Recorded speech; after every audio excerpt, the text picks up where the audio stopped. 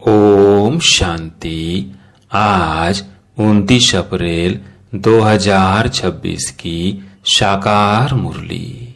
आज बाबा ने कहा, मीठे बच्चे, पतित जगत से नाता तोड़ एक बाप से बुद्धि योग लगाओ, तो माया से हार नहीं हो सकती। प्रश्न, समर्थ बाप साथ होते हुए भी यज्ञ में अनेक विघ्न क्यों पड़ते हैं? कारण क्या है? उत्तर, यह विघ्न तो ड्रामानुसार पड़नी है, क्योंकि जब यज्ञ में असुरों के विघ्न पड़े तब तो पाप का घड़ा भरे। इसमें बाप कुछ नहीं कर सकते, यह तो ड्रामा में नोंद है। विघ्न पड़नी है, लेकिन विघ्नों से तुम्हें घबराना नहीं है। गीत है, कौन है माता कौन पिता है। ओम शांति। बच्चों ने बेहद के बाप का फरमान सुना। यह जो इस जगत के मम्मा बाबा है, यह जो तुम्हारा नाता है, देह के साथ है, क्योंकि देह से पहले पहले माता की, फिर पिता की लागत होती है, फिर भाई बंधु आदि की होती है। तो बेहद के बाप का कहना है कि इस जगत में तुम्हारे जो माता पिता है, उनसे बुद्धि का योग तोड़ दो। इस जगत से नाता नहीं रखो, क्योंकि यह सब है कलयुगी छीछी नाते। जगत अर्थात दुनिया, इस पति दुनिया से बुद्धि का योग तोड़ मुझे एक से जोड़ो और फिर नए जगत के साथ जोड़ो, क्योंकि अब तुमको मेरे पास आना है। सिर्फ नाता जोड़ने की बात है और कोई बात नहीं और कोई तकलीफ नहीं। नाता जोड़ेंगे वो जिनको डायरेक्शन मिलता है। सतयुग में पहले नाता अच्छा होता है, शतों प्रधान फिर नीचे उतरते जाते हैं। फिर जो सुख का नाता है वो आहिस्ते आहिस्ते कम होता जाता है। अभी तो बिल्कुल ही इस पुरानी दुनिया से नाता तोड़ना पड़े। बाप कहते हैं, मेरे साथ नाता जोड़ो, श्रीमत पर चलो और जो भी देखे नाते हैं वो सब छोड़ दो। विनाश तो होना ही है। बच्चे जानते हैं बाप जिसको परम पिता परमात्मा कहा जाता है, वह भी ड्रामानुसार सर्विस करते हैं। वह भी ड्रामा के बंधन में बंधे हुए हैं। मनुष्य तो समझते हैं वह सर्वशक्तिमान है, जैसे श्री कृष्ण को भी सर्वशक्तिमान मानते हैं। उनको सौदर्शन चक्र दे दिया है, समझते हैं उनसे गला काटते हैं, परंतु यह नहीं समझते कि देवताएं हिंसा का काम कैसे करेंगे। वो तो कर नहीं सकते। देवताओं के लिए तो कहा जाता है अहिंसा परमो धर्म था। उन्होंने हिंसा कहां से आई? जिसको जो आया वो बैठकर लिख दिया है। कितनी धर्म की गलानी की है। बाप कहते हैं, इन शास्त्रों में सच तो बिल्कुल आटे में नमक मिसल है। यह भी लिखा हुआ है कि रुद्र ज्ञान यज्ञ रचा था, उसमें असुर विघ्न डालते थे, अबलाओं पर अत्याचार होते थे। वह तो ठीक लिखा हुआ है। अभी तुम समझते हो शास्त्रों में सच क्या है, झूठ क्या है। भगवान खुद कहते हैं, इस रुद्र ज्ञान यज्ञ में विघ्न पड़ेंगे जरूर। ड्रामा में नोंद है। ऐसे नहीं कि परमात्मा साथ है तो विघ्नों को हटा देंगे। इसमें बाप क्या करेंगे? ड्रामा में होने का ही है। यह सब विघ्न डाले तब तो पाप का घड़ा भरे ना।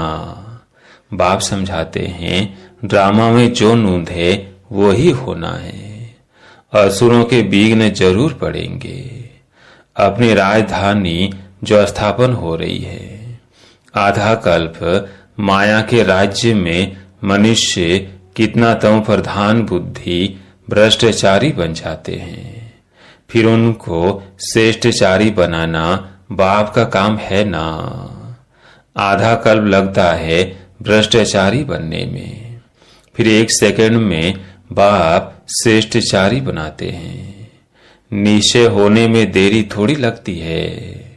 ऐसे बहुत अच्छे बच्चे हैं जिन्हों को निश्चय होता है, झट प्रतिज्ञा करते हैं, परंतु माया भी तो पहलवान है ना, कुछ न कुछ मनसा में तूफान लाती है। पुरुषार्थ कर कर्मणा में नहीं आना है। सब पुरुषार्थ कर रहे हैं, कर्मातीत अवस्था तो हुई नहीं है। कुछ न कुछ कर्मेंद्रियों से हो जाता है। कर्मातीत अवस्था तक पहुंचने में बीच में विघ्न जरूर पड़ेंगे। बाप ने समझाया है, पुरुषार्थ करते करते अंत में जाकर कर्मातीत अवस्था होती है, फिर तो इस शरीर को रहना नहीं है, इसलिए टाइम लगता है। विघ्न कुछ न कुछ पड़ते हैं। कहाँ माया हरा भी देती है। बॉक्सिंग है ना, चाहते हैं बाबा की याद में रहे, परंतु रह नहीं सकते। थोड़ा बहुत टाइम जो पड़ा हुआ है, धीरे धीरे वो अवस्था धारण करनी है। कोई जन्मते ही राजा तो नहीं होता है। छोटा बच्चा धीरे धीरे बड़ा होगा ना, इसमें भी टाइम लगता है। अब तो बाकी थोड़ा समय रहा है। सारा मदा पुरुषार्थ के ऊपर है। अटेंशन देना है। हम कैसे भी करके बाप से वर्षा लेंगे जरूर, माया का सामना जरूर करेंगे, इसलिए प्रतिज्ञा करते हैं। माया भी कम नहीं है, हल्के से हल्के रूप में भी आती है। रुस्तम के सामने अच्छा जोर मारती है। यह बातें कोई शास्त्रों में नहीं है। बाप कहते हैं कि तुम बच्चों को अभी समझाता हूं। बाप द्वारा तुम सदगति को पा लेते हो, फिर इस ज्ञान की दरकार ही नहीं रहती। ज्ञान से सदगति हो जाती है। सदगति कहा जाता है सतयुग को। तो मीठे मीठे बच्चों को लक्ष्य मिला है। यह भी समझते हैं ड्रामानुसार झाड़ बढ़ने में टाइम तो लगता ही है। विघ्न तो बहुत पड़ते हैं। चेंज होना पड़ता है। कौड़ी से हीरे जैसा बनना पड़ता है। रात दिन का फर्क है।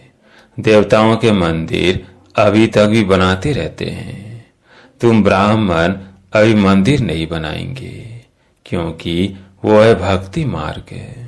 दुनिया को यह पता ही नहीं कि अब भक्ति मार्ग खत्म हो, ज्ञान मार्ग जिंदाबाद होना है। यह सिर्फ तुम बच्चों को मालूम है। मनुष्य तो समझते हैं कलयुग अभी बच्चा है। उन्हों का सारा मदार है शास्त्रों पर। तुम बच्चों को तो बाप बैठ सही वेदों शास्त्रों का राज समझाते हैं। बाप कहते हैं अभी तक तुम जो पढ़े हो वह सब भूल जाओ। उनसे कोई की सदगति होती नहीं। भल कर के अल्पकाल का सुख मिलता आया है। सदा सुख ही सुख मिले ऐसे हो नहीं सकता। यह क्षण भूंगर सुख। मनुष्य दुख में रहते हैं। मनुष्य यह नहीं जानते कि सतयुग में दुख का नाम निशान नहीं होता है। उन्होंने वहां के लिए भी ऐसी बातें बता दी हैं। वहां कृष्णपुरी में कंस था। यह था श्री कृष्ण ने जेल में जन्म लिया। बहुत बातें लिख दी है। अब श्री कृष्ण स्वर्ग का पहला नंबर प्रिंस है। उसने क्या पाप किया, यह दंत कथाएं सो भी तुम अभी समझते हो, जबकि बाप ने सच बताया है। बाप ही आकर सचखंड स्थापन करते हैं। सचखंड में कितना सुख था, झूठ खंड में कितना दुख है, यह सब भूल गए हैं। तुम जानते हो हम श्रीमत पर सचखंड स्थापन करके उसके मालिक बनेंगे। बाप समझाते हैं ऐसे से श्रीमत पर चलने से तुम ऊंच पद पा सकेंगे। बच्चे ये जानते हैं हमको यह पढ़ाई पढ़कर सूर्यवंशी महाराजा महारानी बनना है। दिल भी सबकी होती है ऊंच पद पाने की। सबका पुरुषार्थ चलता है। अच्छे पक्के भक्त जो होते हैं वह चित्र साथ में रखते हैं, तो घड़ी घड़ी उनकी याद रहेगी। बावी कहते हैं त्रिमूर्ति का चित्र साथ में रख दो तो घड़ी घड़ी याद आएगी। बाप को याद करने से हम सूर्यवंशी घराने में आ जाएंगे। कमरे में त्रिमूर्ति का चित्र लगा हुआ होगा तो घड़ी घड़ी नजर सामने पड़ेगी। बाबा द्वारा हम इस सूर्यवंशी घराने में जाएंगे। सवेरे उठते ही नजर उस पर जाएगी। यह भी एक पुरुषार्थ है। बाबा राय देते हैं अच्छे से भगत बहुत पुरुषार्थ करते हैं। आंख खोलने से ही श्री कृष्ण याद आ जाए, इसलिए चित्र सामने रख देते हैं। तुम्हारे लिए तो और ही सहज है। अगर सहज याद नहीं आती, माया हैरान करती है, तो ये चित्र मदद करेंगे। शिव बाबा हमको ब्रह्मा द्वारा विष्णुपुरी का मालिक बनाते हैं। हम बाबा से विश्व का मालिक बन रहे हैं। इस सिमरण में रहने से भी मदद बहुत मिलेगी। जो बच्चे समझते हैं याद घड़ी घड़ी भूल जाती है, तो बाबा राय देते हैं चित्र सामने रख दो तो बाप भी और वर्षा भी याद आएगा, परंतु ब्रह्मा को याद नहीं करना है। सगाई करते हैं तो दलाल थोड़ी याद आता है। तुम बाबा को अच्छी रीति याद करो तो बाबा भी तुमको याद करेगा। याद से याद मिलती है। अभी माशूक ऑक्यूपेशन का तुमको पता है। शिव के कितने ढेर भगत हैं। शिव शिव कहते रहते हैं, परंतु वो रॉन्ग है। शिव काशी विश्वनाथ फिर गंगा कह देते हैं। पानी के किनारे जाकर बैठते हैं। यह समझते नहीं कि ज्ञान का सागर बाप है। बनारस में बहुत फॉरेनर्स आदि जाते हैं देखने। बड़े बड़े घाट हैं, फिर भी सभी के बाप का मंदिर तो खिंचता है। सब उनके पास जाते हैं। मंदिर तो किसके पास जाएगा नहीं। मंदिर के देवताएं खींचते हैं। शिव बाबा भी खींचते हैं। नंबर 1 है शिव बाबा। फिर सेकंड नंबर में यह ब्रह्मा सरस्वती, सो विष्णु, विष्णु सो ब्रह्मा, ब्राह्मण सो विष्णुपुरी के देवताएं, विष्णुपुरी के देवताएं सो ब्राह्मण। अब तुम्हारा धंधा यह रहा। हम सो देवता बन रहे हैं तो औरों को भी यह रास्ता बताना है। और सब है जंगल में ले जाने वाले। तुम जंगल से निकाल बगीचे में ले जाते हो। शिव बाबा आकर कांटों को फूल बनाते हैं। तुम भी यह धंधा करते हो। इन बातों को तुम ही जानते हो। कोई राजा रानी तो है नहीं जिनको तुम समझाओ। गाया हुआ है पांडवों को 3 पैर पृथ्वी के नहीं मिलते थे। बाप समर्थ था तो उनको विश्व की बादशाही दे दी। अभी भी वही पाठ बजेगा ना। बाप है गुप्त। श्री कृष्ण को तो कोई विघ्न पड़ न सके। अब बाप आए हैं। बाप से आकर वर्षा लेना है। इसके लिए मेहनत करनी होती है। दिन प्रतिदिन नई नई पॉइंट से निकलती रहती है। देखने में आता है प्रदर्शनी में समझाने से अच्छा प्रभाव पड़ता है। बुद्धि से काम लिया जाता है कि प्रदर्शनी से अच्छा प्रभाव होता है या प्रोजेक्टर से। प्रदर्शनी में समझाने से चेहरा देखकर समझा जा सकता है। समझते हो गीता का भगवान बाप है, तो बाप से फिर वर्षा लेने का पुरुषार्थ करना है। 7 रोज देना है, लिख कर दो। नहीं तो बाहर जाने से ही माया भुला देगी। तुम्हारी बुद्धि में आ गया। हमने 84 का चक्र लगाया है। अभी जाना है। तम प्रधान से शतो प्रधान बनना है। यह चित्र तो साथ में होने ही चाहिए। बड़े अच्छे हैं। बिरला आदि भी यह नहीं जानते कि लक्ष्मी नारायण ने यह राज्य भाग्य कब और कैसे लिया। तुम जानते हो तो तुमको बड़ी खुशी होनी चाहिए। लक्ष्मी नारायण का चित्र ले झाड़ कोई को समझाएंगे। उन्होंने यह पद कैसे पाया। यह बातें बुद्धि से समझने और समझाने की है। मंजिल है ऊंची। जो जैसा टीचर है वह वैसे ही सर्विस करते हैं। देखते हैं कौन कौन सेंटर संभाल रहे हैं अपनी अवस्था अनुसार। नशा तो सबको है, परंतु विवेक कहता है समझाने वाला जितना होशियार होगा उतना सर्विस अच्छी होगा। सब तो होशियार हो नहीं सकते, सबको एक जैसा टीचर मिल नहीं सकते। जैसे कल पहले चला था वैसे ही चल रहा है। बाप कहते हैं अपनी अवस्था को जमाते रहो, कल्प कल्प की बाजी है। देखा जा रहा है कल पहले मुआफिक हर एक का पुरुषार्थ चल रहा है। जो कुछ होता है हम कह देते कल पहले भी ऐसे हुआ था।